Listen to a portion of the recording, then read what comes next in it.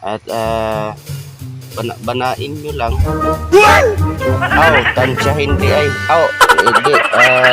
Tansyahin po yung laki po ng butas para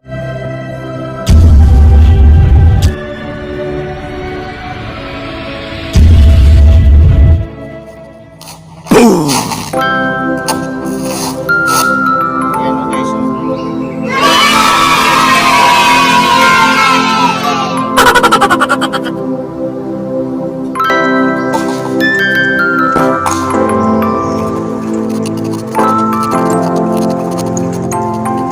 Ayan guys, ipinakita ko lang po sa inyo yung kung paano yung pagbalat sa paok ng new na ito guys.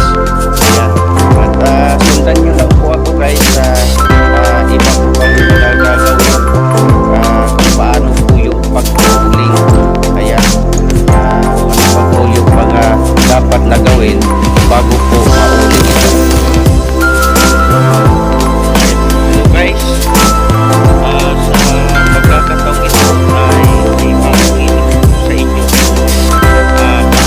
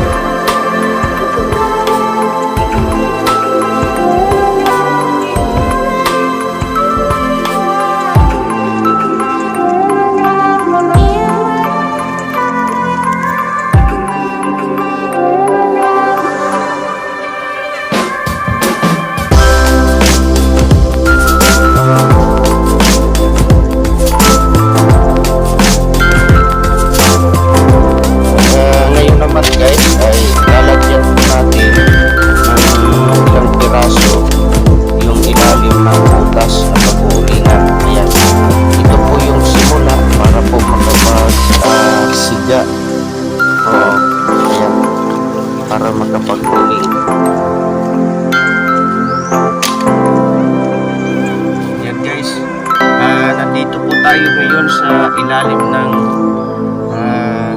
itong ano po, buho. Ayan.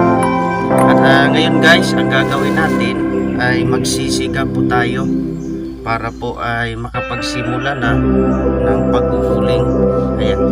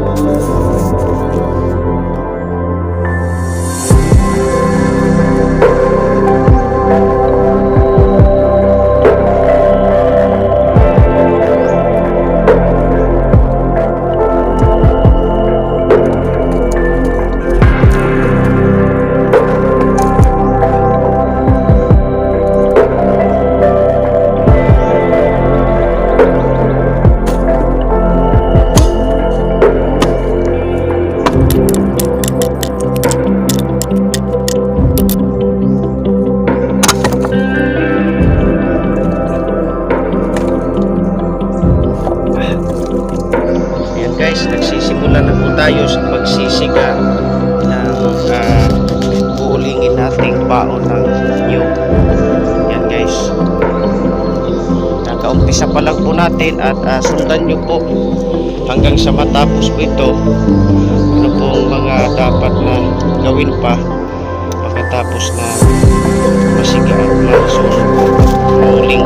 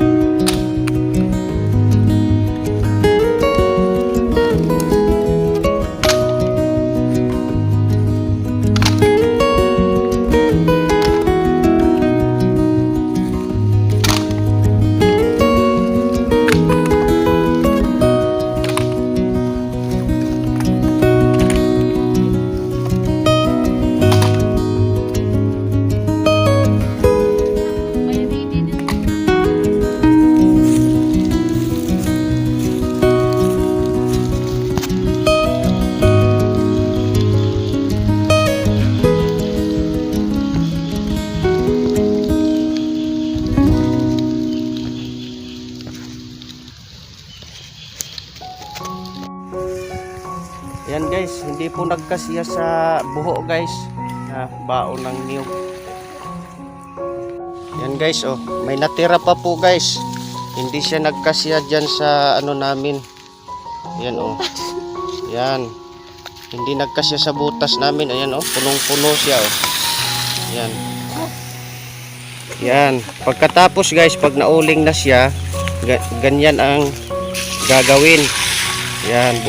buhusan mo siya ng tubig para mamatay yung baga niya.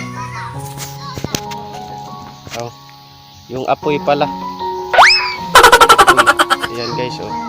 Bukas pag nasaking na namin yan, isusunod na namin yung natira kasi hindi nagkasya sa butas. Yan, ito yung natira guys, oh.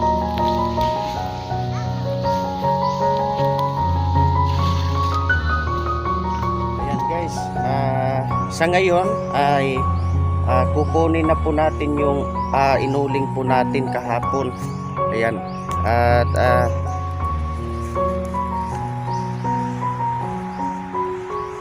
guys, oh.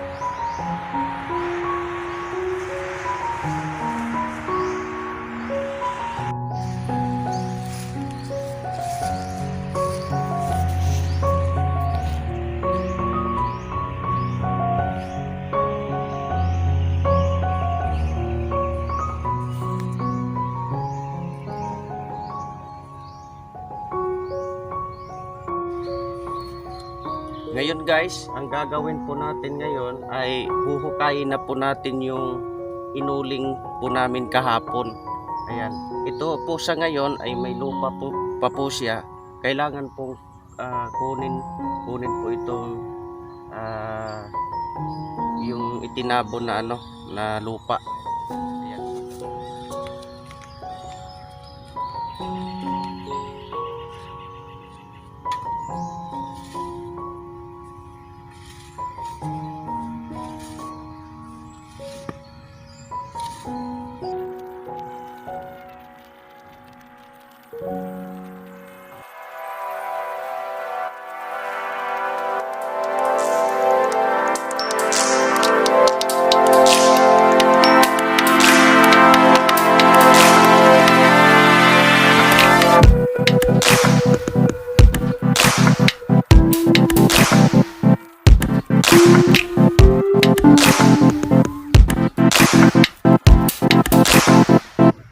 Ayan guys, pagkatapos po nakunan na po natin ng lupa sa ibabaw. Ayan, ito guys, nilagyan po namin siya ng trapal sa pinakaitaas, pero yung sa ibaba nito, ang sa ilalim ay hindi po trapal yan. Ito na siya ngayon guys. Ayan, yung nilagay namin sa ilalim ng trapal.